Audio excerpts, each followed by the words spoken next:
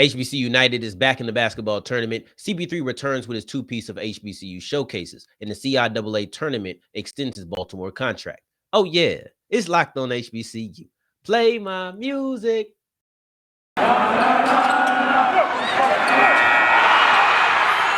Locked On HBCU, your daily podcast covering HBCU sports.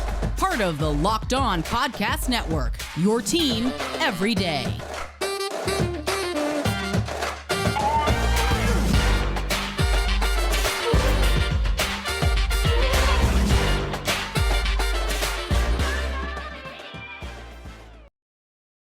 What's going on, family? Welcome back to another episode of the Locked On HBCU podcast, your number one daily one-stop shop for everything HBCU athletics, Monday through Friday, part of the Locked On Podcast Network, your team every day. And I, of course, am Darian Gray, a.k.a. the Mouth of the South, Texas Southern alum and former TSU Herald Sports editor. Thank you for going on this journey with me, making Locked On HBCU your first listen of the day every day. And this is just a reminder that this is the first week that we will be downshifting and going to 3 episodes a week. So just be sure that you're looking out for that. Monday, Wednesday, and Friday are the days that we're going to try to put them out. And if something happens on Tuesday and Thursday, then we will come with an episode on that as well. Don't worry, it's not forever, just for the time being, but I did want to make sure that everybody is aware. I'll try to make announcements throughout this week just to keep everybody up to date and understanding of what's going on.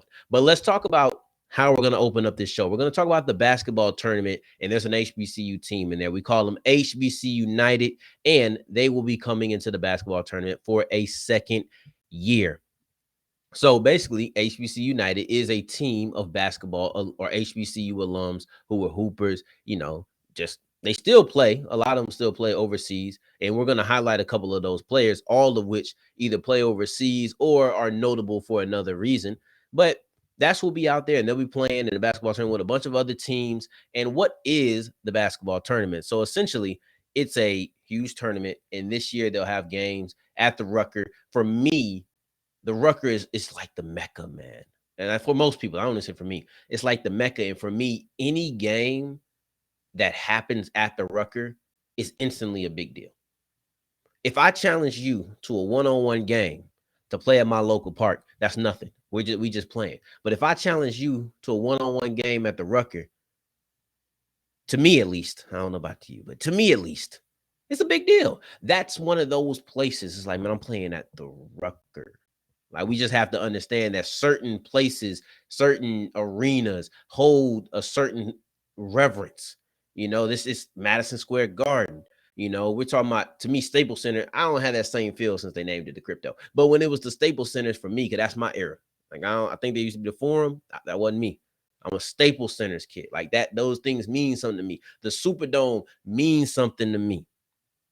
And that's a personal thing. I know everybody don't have that same feeling about the Superdome, but a personal feel is like these arenas just make these games a bigger deal. So now, anytime HBCUnited touches down on the Rucker, their games are a big deal to me. And I think there's a lot of people who feel this way about a lot of arenas. Staples Center, Madison Square Garden, the Rucker. I think there's a certain reverence that come with those arenas that people just feel like, oh, this is a big time deal. So last year, they only got to the first round. They got booted in the first round. So there's a clear goal here, right? I mean, there's a clear goal to win it all, but there's a clear first step of, okay, yes, we want to win it all, but our first goal is to get past the first round this year because we didn't get that done last year.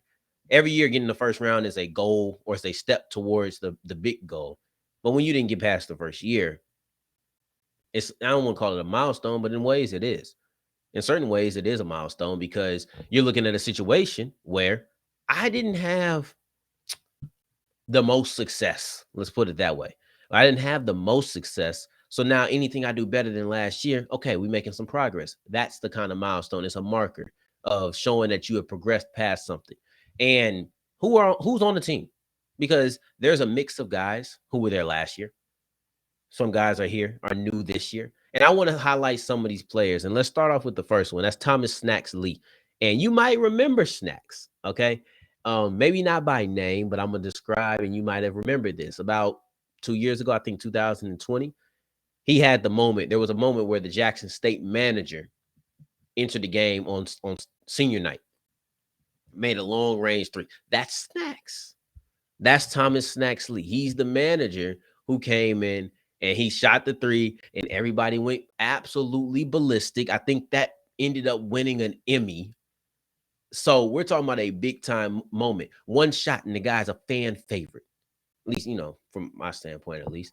But he's the type of person you want to root for. Those type of moments are moments that you want to root for. So if you weren't already rooting for HBCUnited, I'm sure that now you are, because, come on, you already were. But Snacks, it's a feel-good story. Let's keep going. Amir Smith, he's a big from Hampton. He's played overseas since his Hampton time, and he's averaging 10, 8, and 2. Let's focus on that, too. Because as a big, he's averaging 2 blocks per game. So you already know that he's able to kind of dictate some things in the paint to shift up how they're or to shift a game plan against the United, right? We're going to call them the United because I don't feel like saying HBCUnited the whole time. It's kind of a mouthful. Then we're going to go to Kendley. And Kendley is a part of last year's team. And he might be the one with the most success that I've seen. And that's because he's part of the G League system. So he's still kind of in the NBA circle. He plays for the Bucks G League system and the Wisconsin Herd. So you're looking at a guy who played at Morgan State, walking bucket, 26 points in his senior season, probably led to him getting a tryout with the Wizards. First team all MEAC. The guy's a guy. He is. And he's a baller. And let's talk about another guy who is a guy. And I'm talking about Jeremy Combs. That's my boy, right? I don't know him personally. I'm not calling him my boy. Let me not try to fake friendships. One day I'll tell you guys a story about how things got I won't tell you the story, but I'll hint to it right now. Things got so misconstrued in the first time I ever did student media. It was a podcast. I said something. Everybody was like, whoa. And that's why I don't try to even make it sound like I have relationships with people I don't know. Anywho, Jeremy Combs, he was a former SWAC player of the year at Texas Southern. That was 2018-19. Yes, because 2019-20 was the year that everything got shut down. So this was 2018-2019. And one thing I thought that made Combs special was the fact that Combs had a great second jump. So when Combs would put a shot in the air and it maybe didn't go down, he was able to bounce up really quickly and get the rebound quicker because everybody else jumping to try to block a shot. But he was able to get down and hop right back up. And it was a really good tactic because more times than not, it led to second chance points. The guy was a true dog in the paint where that quality, in my opinion, set him apart. And that quality is the reason that he won SWAC Player of the Year that year. I can only speak at links to what he was then. He's played overseas since. I don't know how he's developed, but at that time, he's had a really good second jump. As I say, yes, he does a lot of other things well too, but that second jump is what stands out more than anything else and is what made him one of the best players in the SWAC, the best player in the SWAC in that year. And he'll be able to showcase that in this HBC or in this TBT tournament. And speaking of showcasing, we're going to have the CP3 showcases. It's 2 of them, the HBCU tip-off and then also the HBCU challenge. They're coming back for a second year. So let's talk about that and which teams are going to be in it this year as opposed to last year. But first, let me tell you about BetOnline because betonline.net is the best place for all of your sports wagering. We just had game 2. The Warriors had a big-time game quarter 3 that blew everything out. It wasn't even close. And so if you took the points, I'm sure you got it. I'm sure you won. And let's see what's going to happen in game 3. We'll be back with game 3 later on this week. I should be able to give you an update when we get back for the next podcast. But I'm super excited because this is shaping up to be a really good finals. I think it's been a really fun playoffs. Make sure that you're putting all of your money down on betonline.net because it is the best place for all of your sports wagering, including esports. So they have everything in addition to being the fastest and easiest. What a wager on all of your favorite sports. BetOnline, where the game starts. All right, so keep on rolling on today's episode of Locked on HBCU. Thank you for making us your first listen of the day. Every day I have one more favor to ask of you, though. I need for you to pull out your phone, laptop, desktop, whatever you do to get online. Go to lockedonpodcast.com/survey right now to get started on a survey telling us what you like, what you don't like about the show, a little bit of constructive criticism. If you just want to say, hey, man, that Mouth of the South guy is great.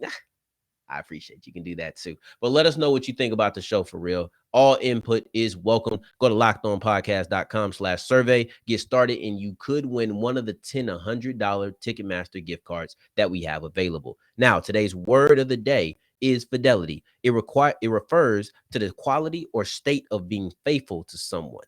All right. So we're going to talk about that. I think we have somewhere in the last segment to put that in there. Should be fun. I always have fun with these.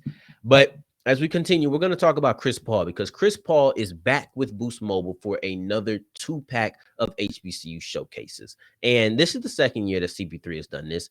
And I feel like these are great events. You have the HBCU tip-off, the HBCU challenge. The tip-off is a tournament.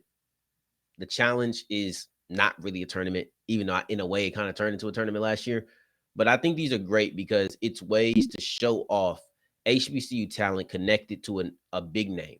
And it's not even an HBCU name, but that doesn't really matter. He's Chris Paul, right? He's on State Farm. He's actually part of the HBCU advisors board for Joe Biden. So this is a big time athlete. This is a big time presence. And in my opinion, as a former Hornet, now Pelican fan, guy's a legend in my book. So I love CP3, right? So I appreciate everything that he's doing. He's doing a great job at it as well. He's not just putting his name behind something. I think that last year's events were really well done. He EP'd the Why Not Us series, which was North Carolina Central basketball and FAMU football. He's done a lot of things for HBCUs that have really turned out well and had some really good reviews. I've heard great things about the FAMU series. So I already told you the difference between the tip-off and the challenge, but one other difference is that the tip-off was for the D2 schools. The challenge was for the D1 schools, and they're at completely different times.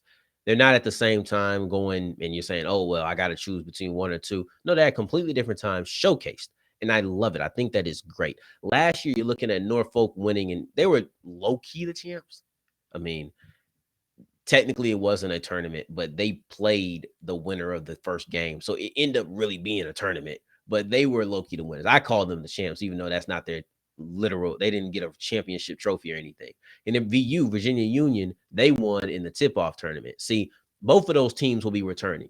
You have Virginia Union, and they'll be joined by Clark, Xavier, in Louisiana, of course, and then Johnson C. Smith. So in there, you have two CIAA teams, a SEAC squad, and then also an NAIA team. There was no NAIA teams last year. It was split evenly between the CIAA and the SEAC. So that's the difference. I already kind of see an interesting storyline where Xavier wins. Even if they win any game, that's a quality win for them. But if they win it all, I could see it now. That would be a super big deal. That would be a great upset. It's low-key what I'm rooting for too. And I really don't try to hide my Louisiana bias on here. So if y'all don't like that, I told you about the survey. I really do apologize. I can't help it. But then you have in the HBCU challenge, there returns the champion, Norfolk State versus the greatest, the illustrious, the amazing Texas Southern, of course. And then you have North Carolina A&T and Hampton. So you have two teams from the Big South, two teams that recently left HBCU conferences less than 3 years ago. And then you're also going to have the champs. And I think that's the biggest draw here. No disrespect to the Aggies, no disrespect to the Pirates, but the big draw here is Texas Southern versus Norfolk State. This is the game that I hope we get to see. We need to see it. You have the champions in the MEAC versus the champions in the SWAC. And these are two schools that have been really good at men's basketball for a long time. They are also the two teams that made it to the March Madness tournament from HBCUs.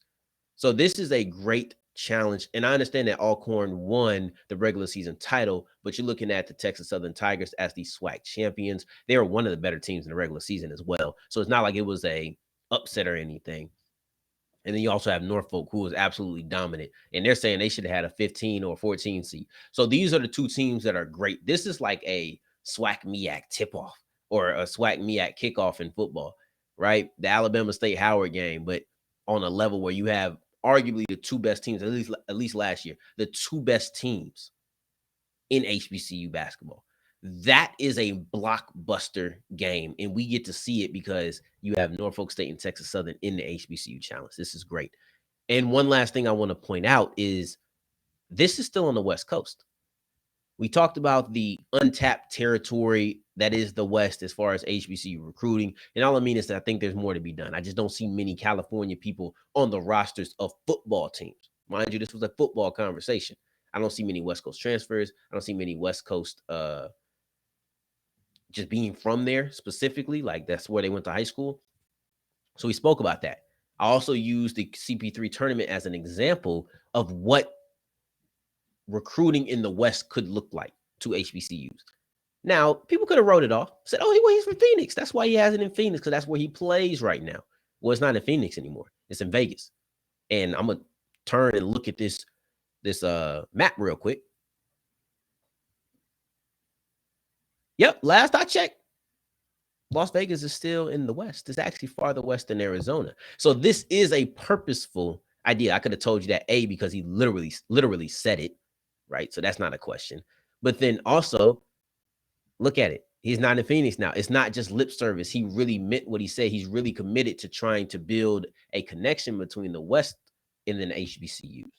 This is great work by Chris Paul. Just another, just add this to the list of things that he's doing for HBCUs, and we respect him, man. I'm gonna speak for us. We respect him. He's great. If you don't respect him, drop it in the comments below. And I would love to know why you wouldn't, because I think he's a great guy. And if you do respect him, drop it in the comments below. Let me know why you respect Chris Paul. I love CP3. But going forward, we're going to talk about some more things that I love. And that's the fact that the CIAA tournament is staying in Baltimore. I think this is a great move because the economic and also just the fanfare of the return to Baltimore last year was at an all-time high. There's no way that you could remove it.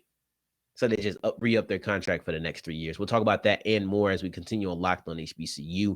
But first, I want to tell you about Built Bar, because Built Bar is the best protein bar on the market, bar none. I've seen the puffs.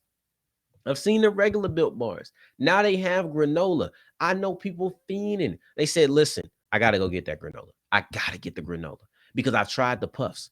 People in my family have tried the puffs. The puffs make people go crazy. My brother would talk to me about, hey, man, I got to get some more of these puffs. I got to get some more of these Built Bars. These things are great.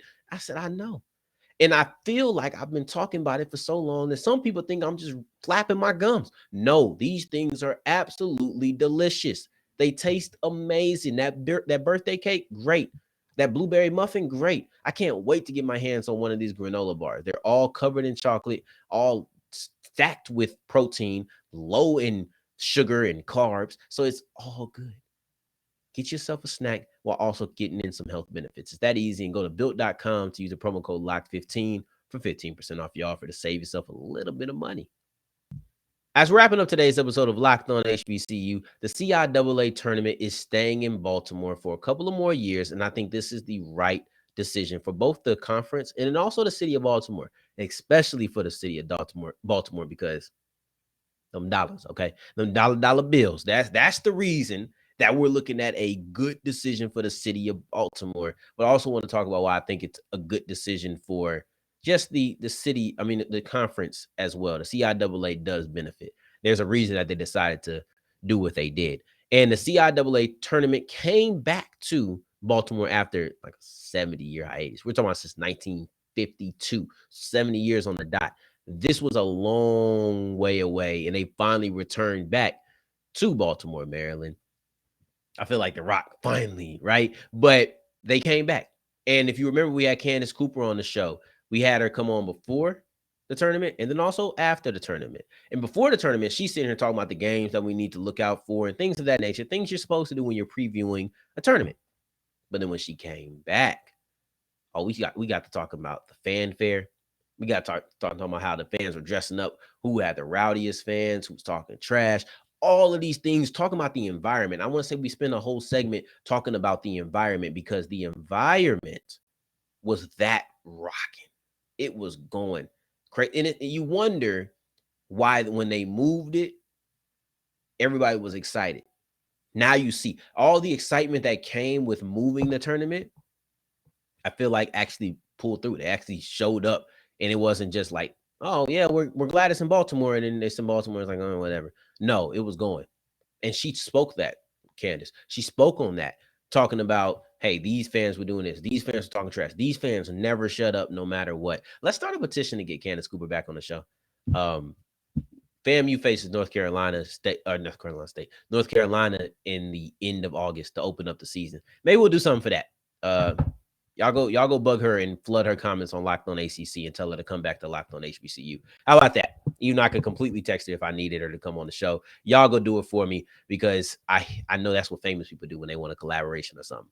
So that's that's what we're gonna do on today's show. We're gonna tell everybody to go flood our comment section. So I appreciate y'all for that. But anyway, let's keep rolling because we're not gonna do that anymore. But I saw videos.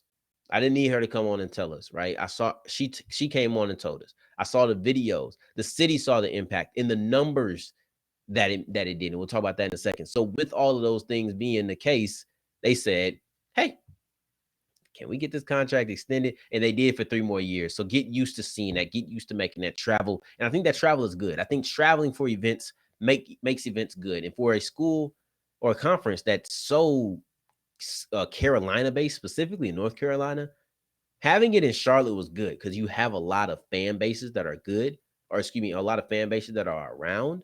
So it's like you see why the fidelity was there, right? We see why the loyalty was there to that Charlotte tournament site. But at the same time, when you travel for things, they make it great. And that brings in the money because this tournament generated nearly $20 million for the city of Maryland or the city of Baltimore, excuse me.